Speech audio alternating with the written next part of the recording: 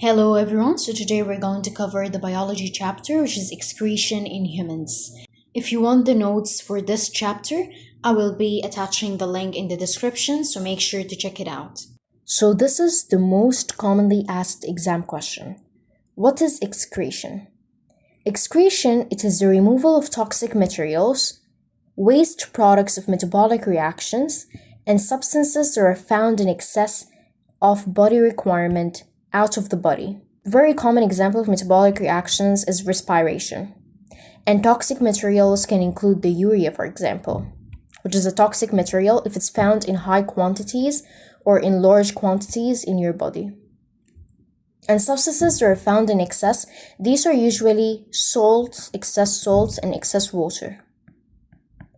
So whenever we want to discuss about the waste products, we have the first example of a waste product is a sweat. And sweat is formed from excess salts and water, is excreted by skin. So the second waste product is urine. And urine is formed from excess salt, water, and urea. Urine is excreted by the urethra. Yes, it's made in the kidney, but it's excreted by the urethra. Moving on to carbon dioxide. Carbon dioxide, this is the product of aerobic respiration, which happens in the cell. So always remember that aerobic respiration, which takes place in the mitochondria, it produces two waste products. It produces carbon dioxide and water. So carbon dioxide is going to be excreted by the lungs through exhalation. Moving on to the urinary system, kidney contains two blood vessels. It contains the renal artery and the renal vein. So this part right here is the renal artery, and this one is the renal vein. Whenever I want to discuss about the renal artery, it has the same function as a normal artery, where it carries the oxygenated blood. So the blood enters the kidney is going to be rich in oxygen, glucose, urea, salts, and water. So kidney uses oxygen and some glucose in aerobic respiration. Kidney uses all the urea, some water, and salts to make urine, which is then excreted. Moving on to the renal vein. Renal vein, from its name, the vein, and we know that vein always carries deoxygenated blood. So this is the blood leaving the kidney, and it contains carbon dioxide, remaining glucose, some salts, and water. So firstly, whenever we want to discuss about the kidney, always remember that the kidney is responsible for urine formation and osmoregulation. What do we mean by osmoregulation? Osmoregulation means that you're controlling the amount of water in your body. When we discuss about the ureter is the one that connects the kidney to the urinary bladder. So it carries the urine, which is made in the kidney, to the urinary bladder to be stored. The urinary bladder, it just stores the urine. And we have here a sphincter muscle right here. The sphincter muscle is a ring of muscle that controls the flow of urine from the bladder to the urethra. The urethra, it's the one that carries the urine out of the body. Then let's move on to urea formation. Urea is formed by the deamination process which happens or which takes place in the liver. So deamination is the breakdown of excess amino acids in the liver, where the nitrogen-containing part is turned into urea and the energy storage part is turned into carbohydrate to be stored in the liver in the form of glycogen. What are the steps for urea formation? Always remember that the blood vessels of the liver is the hepatic artery and the hepatic vein. The hepatic artery is the one that carries the oxygenated blood, and it comes directly from the heart. It enters the liver where it carries mainly oxygen. The hepatic portal vein, it's the vein that carries the deoxygenated blood from the small intestine and going back to the liver. The hepatic portal vein, it carries glucose, amino acids, vitamins, and minerals. So here we have inside the liver, the deamination process starts where the excess amino acids is broken down. The nitrogen-containing part is turned into urea and the energy storage part is turned into carbohydrates.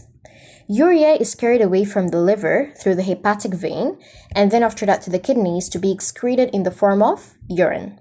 Carbohydrates is going to be stored in the liver in the form of glycogen. The liver is responsible for regulating also the glucose level in the blood coming from the small intestine. So in the case of high glucose level, what will happen is that the pancreas is going to be detected by the pancreas, and the pancreas is going to release the hormone insulin. Insulin will travel through the blood plasma to the liver, where it turns the excess glucose, which is dissolved in blood plasma, to glycogen in order for it to be stored in the liver. When we have a low glucose level, the pancreas will detect the low glucose level, so it's going to secrete the hormone glucagon. Glucagon will travel in the blood plasma to the liver again, where what will happen in the liver that it breaks down the stored glycogen back into glucose to be dissolved in the blood plasma. When we discuss about the hepatic vein, it carries the deoxygenated blood from the liver and it returns back to the heart. It carries the needed amount by the body of glucose, amino acids, vitamins, minerals, carbon dioxide, and also it carries urea. Now moving on to the kidney structure, always make sure to memorize the structure of the kidney and its labels. So when we discuss about the cortex, which is right here, it contains the Bowman's capsule, as well as it contains the coiled tubules, which specifically it contains the distal convoluted tubules. Now moving on to the medulla, it contains the loop of Henle and the collecting ducts, which is right here. So this is the medulla. When we discuss about the pelvis, this is where all the tubules, they join up with the ureter. And this is the ureter. The ureter, we've mentioned from before that this is the one that connects the kidney to the urinary bladder. Then we have the nephron. Actually, we have thousands of nephrons inside the kidney.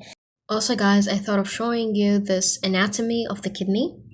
So as you can see right here, we've mentioned from before, this is the renal artery, which carries the oxygenated blood, and it contains the glucose, the amino acids, the oxygen, everything, okay? The urea and everything. This one is the renal vein, the blue in color. And always remember that the renal vein is the one that carries the deoxygenated blood, and it contains the least amount or no concentration of urea. So this is the medulla, okay? Then here we have this one is the pelvis or the renal pelvis. And this is where all of the coiled tubules, the convoluted tubules are going to join up in order for it to connect to the ureter, which is this part. Then after that, we can also have a look at the cortex. This is the cortex, the outer part, this one. And the cortex, it contains most of the nephrons, which contains the capsule, and it contains the distal convoluted tubules. Having a look at this way, as you can see, this above part, we call it as the adrenal gland, which is located just above the kidney, which produces the hormone adrenaline. Now moving on to how urine is being formed. So this is a very important question in this chapter. Always remember that firstly, we're going to have the renal artery. Take note that the name of the blood vessels of a kidney is the renal artery and the renal vein. So just use the word renal. We have the renal artery. It's the one that carries the oxygenated blood with a very high concentration of urea, and after that's going to deliver it to the kidney. Secondly, we're going to have the glomerulus. What will take place in a glomerulus is the ultrafiltration, where the blood is filtered under a very high pressure. And always remember that the small soluble substances, like for example, glucose, amino acids, urea, salts, and water, these are the ones that are forced out of the blood into the Bowman's capsule.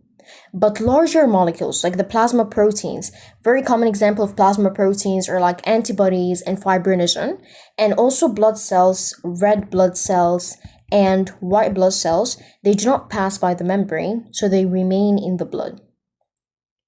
Next, what will happen is that in this Bowman's capsule, what will be collected is the filtrate. So in the Bowman's capsule, we have the collection of the filtrate. What do I mean by the filtrate? The filtrate is the one that contains glucose, amino acids, salt, water, and urea, and it's collected right there in this capsule. And this all takes after the ultrafiltration, which takes place in the glomerulus. Moving on into the coil tubules. The coil tubules, we have proximal and distal convoluted tubules. So here this is the proximal and here is the distal. Always remember that in the coil tubules, what will take place is selective reabsorption. Why did we mention selective? Because specific substances are being selected. Not everything is going to be reabsorbed, but specific substances. Where useful molecules such as glucose, amino acids, some salts, minerals, and most of the water, they will be reabsorbed back into the blood by diffusion and active transport, and in sometimes also osmosis. This is the healthy human kidney, where all of the glucose is going to be reabsorbed, some of the salts will be reabsorbed, and most of the water. The collecting duct is where water is going to be reabsorbed back into the blood. So we've mentioned, yes, that in these convoluted tubules, we're going to have most of the water is going to be reabsorbed, but here also more water is going to be reabsorbed in the collecting duct by the process of osmosis. And after that, we have also urine, contains urea, excess salts and water. It passes to the pelvis in order for the urine, after that to pass through the ureter and then into the urinary bladder to be stored. Then finally, we have the branch of the renal vein. The renal vein, it contains the deoxygenated blood and it contains the least or even no urea concentration.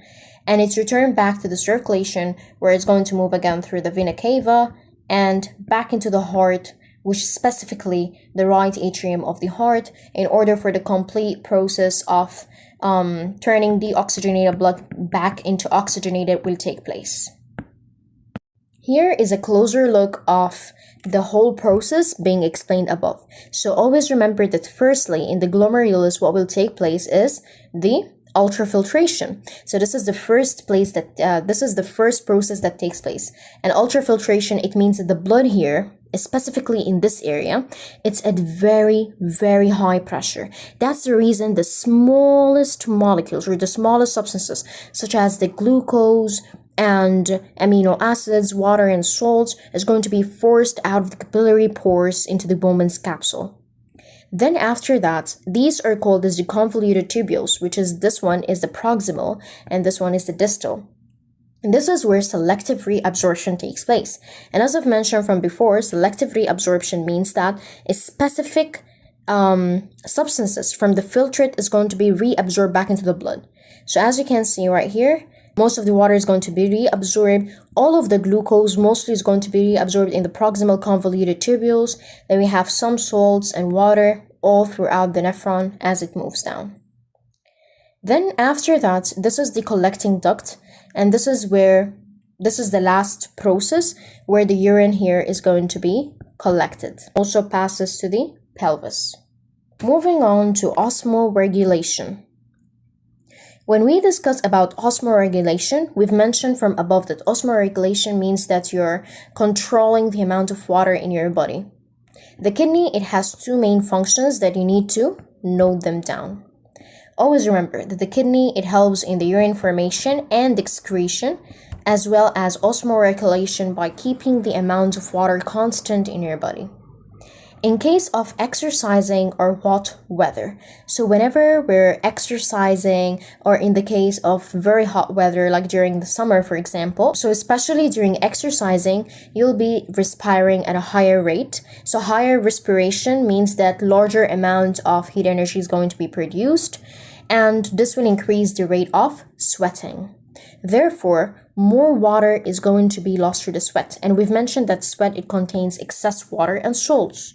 Is going to be excreted by our skin. As a result, our kidney will produce a small volume. Why a small volume? Because we already mentioned that most of the water is going to be lost through sweat. So of course, the amount of water in our body is going to decrease. So smaller volume of urine is going to be produced and is going to be concentrated. So let's have here a real example in order for us to imagine the situation. So let's imagine here we have large amount of water or large volume of water, and here we have like lower volume of water compared to the container A. Say if you applied about 3 teaspoons or tablespoons of juice powder here and here, and you've tried it your own to find which one is more concentrated, of course you're going to find container B a stronger flavor and a stronger taste compared to container A. So here we're going to have a concentrated urine. It would help to keep the amount of water constant in the blood, and it will reduce the chance of dehydration.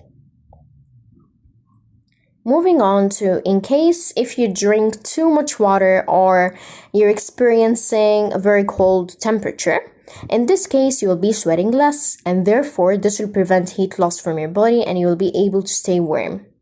So you lose less water through sweat. As a result, your kidney will produce a larger volume of, you're going to have larger volume of water in your skin, and you're going to have larger volume of water in your body, and therefore your urine is going to be diluted rather than concentrated to get rid of excess water. What is the role of kidney in homeostasis? Always remember that the role of kidney is that to maintain the amount of water and urea in the blood. How do we maintain the amount of urea? Is that through filtration and diffusion. And water is through reabsorption and osmosis. So again, let's have a closer look of a label diagram of a kidney. As you can see, this is the normal artery, and this is the normal vena cava. Once it divides and it gets into the kidney, we call this as the renal artery, this specific part right here. But this one is the aorta, and this one is the vena cava.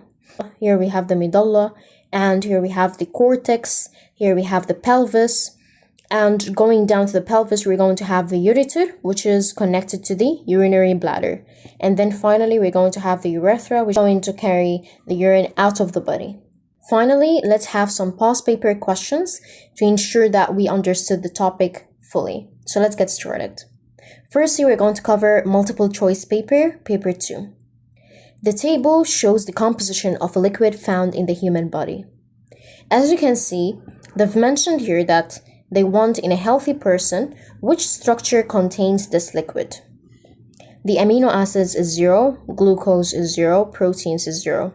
Means that firstly, amino acids have been completely reabsorbed back into the blood. Glucose have been completely reabsorbed. We have here a large concentration of urea and a small concentration of salts. So therefore, it's going to be in the ureter. So therefore here, it's going to be in the ureter. Because if we take into consideration the choices, this one is the aorta. So of course not going to be in the aorta. Here we have, this is the vena cava. Of course not going to be in the vena cava. Then here we have, this part is the renal vein. So also, it's not the right choice. So the right choice here is going to be A. Moving on to the next question, here we have the table shows the amount of water and salt lost from the kidneys and skin on a hot day and on a cold day. Food and drink intake are the same on both days. Let's have a look. On the cold day, the water lost from the kidneys is about 1.8, so of course going to be larger compared to the hot day. So this is the first note that we're going to note it down, that on a cold day, the amount of water lost from the kidneys is higher than in the hot day, which is, I think it's quite obvious, because as we've mentioned from before, that during the cold day we're not sweating, so therefore we have least amount of water lost from our body through sweat. Then after that, we have water lost from skin. On a cold day, of course, going to be 0 because we're not sweating on a cold day. But on a hot day, we have a large amount of water being lost. So therefore here and here is a bit lower. Salt lost from the kidney, here of course going to be larger and here smaller. And then salt lost from the skin, here is going to be larger and here is going to be smaller, because mostly on a hot day, it's all lost through sweating. What do these results show? That less water is lost from the kidneys on a cold day than on a hot day? Is less water being lost? No. Always remember, on a cold day, we're going to have more water being lost. More salt is lost from the kidneys on a hot day than on a cold day. Let's have a look. No, I do believe that on a cold day, we have more salt being lost from the kidneys. But we could say that more salt is lost from the skin on a hot day than on a cold day, but not from the kidneys. So this is also wrong. The total amount of salt lost each day is the same. No, this is also false. Water is not lost from the kidneys on hot days. Yes, this is true. Mostly it's through sweating. Here we have the table shows the percentage composition of some chemicals found in the blood entering the kidney of a healthy person. Take note of that. What is the percentage composition of the same chemicals in the urine of a healthy person? Okay, so this is the composition of blood which enters the kidney of a healthy person, and they're asking us what's going to be the percentage composition of the same chemicals in the urine. Means after the whole process takes place, the ultrafiltration, selective reabsorption, and then finally the urine formation. Always remember that, as I've mentioned from before, that all of the glucose is going to be reabsorbed back into the blood, so we're going to omit choice A and choice D. Then after that, the protein, always remember that composition in the urine. The protein itself will never get into the Bowman's capsule because it's a large molecule. So therefore, it's just going to be 0% all throughout the whole process, even in the urine formation. Then finally, we have the urea. Of course, urea is going to be the highest percentage composition in the urine. Moving on to this. The graph shows the rates of sweat production and urine production at different environmental temperatures. Okay, so whenever you have a graph like this, make sure to interpret the graph at first. You should understand the graph. So as you can see that the environmental temperature, what's happening to it? Is it decreasing or increasing? It's so obvious that it's increasing. So as you can see, as the environmental temperature increases, means that it's summer, right? Or it's normally a hot day. So obviously, the amount of urine which is going to be excreted through our kidney is going to be lower compared to the sweat. Mostly during a hot day, we're going to sweat more than we're going to urinate. So, which statement is correct? As the temperature increases, the rate of sweat production decreases? No, it's the rate of urine production decreases. At 22 degrees Celsius, the rate of sweat and urine production are the same. Let's have a look. Well, it can be.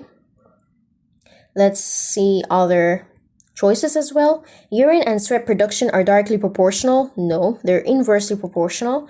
When the urine production decreases, the sweat production decreases. No, so the correct answer is going to be B.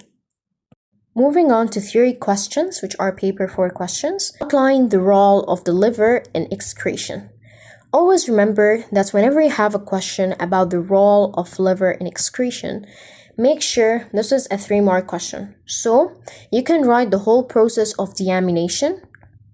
That deamination is the breaking down of excess amino acids, where the nitrogen containing part is then after that turned into urea. And we have the energy part is going to be turned into carbohydrates. Then you can explain further that ureate will be carried into the blood, and then after that's going to be through the hepatic vein to be specific, which then after that's going to be carried into the kidney for excretion. Even dig deeper, where you can discuss further about that actually liver, it breaks down the old red blood cells in order to produce bile, right? Liver is responsible for breaking down hormones, even to break down drugs. So these are most common answers that we can write under the role of liver in excretion. But if you just wrote the whole process of deamination, from the amino acids and then to the urea being excreted by the kidneys, is just perfect. Now in this question, they've mentioned to describe the functions of the regions labeled A and B. If you had a deeper look, A is specifically, this is the glomerulus, right? Mention here all about ultrafiltration, and that here the blood is being carried under high pressure, so the small substances such as glucose, amino acids, water, and salts are going to be forced out of the blood and into the Bowman's capsule in the form of filtrate. This is enough for the first part. Moving on to B, let's have a look. What's B? B is the proximal convoluted tubule. So here you can discuss about the process of selective reabsorption, right? And please specify the process. Like for example, if you're going to mention about selective reabsorption right here, mention that glucose will be reabsorbed back into the blood by the process of active transport. And then when you want to discuss about salts, make sure to include both. If you've mentioned that salts are going to be reabsorbed back into the blood, it can either be reabsorbed by the process of diffusion or by the process of active transport. And water is always going to be osmosis. Now here they've mentioned to describe the process of filtration in the kidney. They asked about describing the process of filtration in the kidney. Make sure to discuss about the process of ultrafiltration, the whole process, that the blood is going to be carried in high pressure in the glomerulus. So mention about the glomerulus part, okay? And about how the blood here is being carried under a very high pressure, where the small substances is going to be forced out of the blood into the Bowman's capsule. And always remember that what is the reason for a high pressure? Always remember that whenever we want to discuss about the arteries, whether it's a renal artery, whether it's aorta or any other artery, why is the blood always under high pressure? The reason is because it's being pumped by the heart. So this is another mark that you can add, that the blood in the renal artery or in the capillaries which are found in the glomerulus, it's all because of the blood being pumped by the heart, which is under very high pressure. So that's the reason that small substances or small molecules are going to be forced out of the capillaries into the Bowman's capsule, such as glucose, amino acids, water, and salts. You can write it down, and even urea. So you will get your 3 marks. Name the process resulting in the reabsorption of glucose and water. So whenever we want to discuss about glucose, always remember it's active transport. And when we discuss about water, it's always going to be osmosis. Then here we have the table 1.1 shows the concentration of some substances in the blood at X, the fluid at Y, and the urine at Z. So name the substances shown in table 1.1 that has molecules that are too large to pass through the walls of the capillaries. We've mentioned the molecules that are too large will forever be protein, carbohydrates, plasma proteins, anything similar. So here it's going to be protein. Then is all reabsorbed in the kidney. All reabsorbed in the kidney means that you're going to look at the urine. So completely reabsorbed is going to be glucose. Essentially, we don't have any protein, so please do not write that, because essentially at fluid at Y, there was no protein, because protein cannot pass through the process of ultrafiltration. So no selective reabsorption is going to take place. It will just remain in the blood. So make sure to write glucose. It's a metabolic waste product. Metabolic waste product means that it's a product of any chemical process taking place in any cell around your body. So it's going to be urea. Then explain why the concentration of sodium ions in urea are greater at Z than at Y. Automatically, that most of the water is going to be reabsorbed back from the convoluted tubules or the coiled tubules back into the blood. So therefore, the concentration of sodium ions and urea is going to increase since we have less volume of water. And we reached the end of our chapter, so thank you so much guys for watching this video. And please guys, if you have any questions regarding the chapter or regarding the questions that we solved, please comment it down below. And best of luck.